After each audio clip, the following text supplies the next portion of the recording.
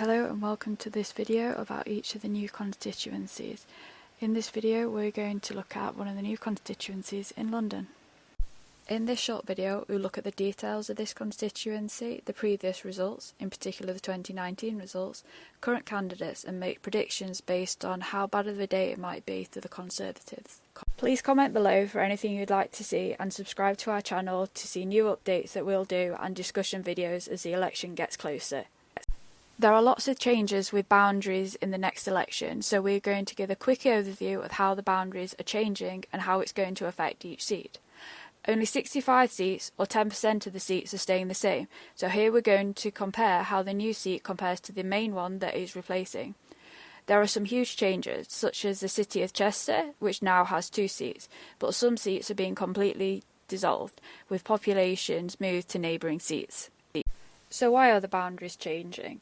Every so often there are boundary changes to represent the current population movements. Some of them are based on land without any population, and some of them are just because of population, for example new housing estates. 2021 was the census year, which has helped inform these changes.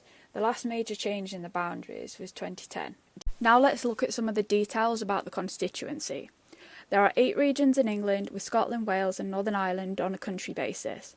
There are 32 seats in Wales, 57 in Scotland, 18 in Northern Ireland and an average of 60 in each of the English regions.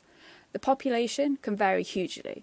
The highest is nearly 152,000, which is in Birmingham Ladywood, while the lowest is less than 27,000, which is in the Western Isles of Scotland, which also has the lowest electorate at 21,000. The average population is 103,000 and the average electorate is 73,000.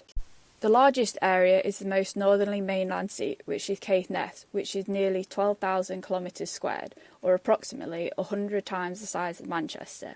The average is 380, while the smallest is only 6.8. The average percentage of the 16 to 49-year-olds is 41%, with the highest in Leeds Central and the lowest in North Norfolk, which also has the highest 65+. The average 65+ is 38%, with the minimum at 15%, which is in the area around Canary Wharf. Density averages nearly 1,400, with the highest in Bethnal Green and the lowest in Caithness. There is no boundary change, so it's as you were. When we're looking at the winner in 2019, it's a bit more relevant to the seats that are now made up from multiple old seats. Nevertheless, this is the result from 2019, with the winner and whether the seat was held or it changed. Here are the winning party and those that came second, and also the majority. The size of the majority is key when considering how this seat might change. Maybe not so much when there's a big Labour majority or Lib Dems, but for pretty much any Conservative seat, it's possibly not considered safe, bar a very extreme few. The same for the SNP. Some of these are really up for grabs, particularly for Labour and the Lib Dems.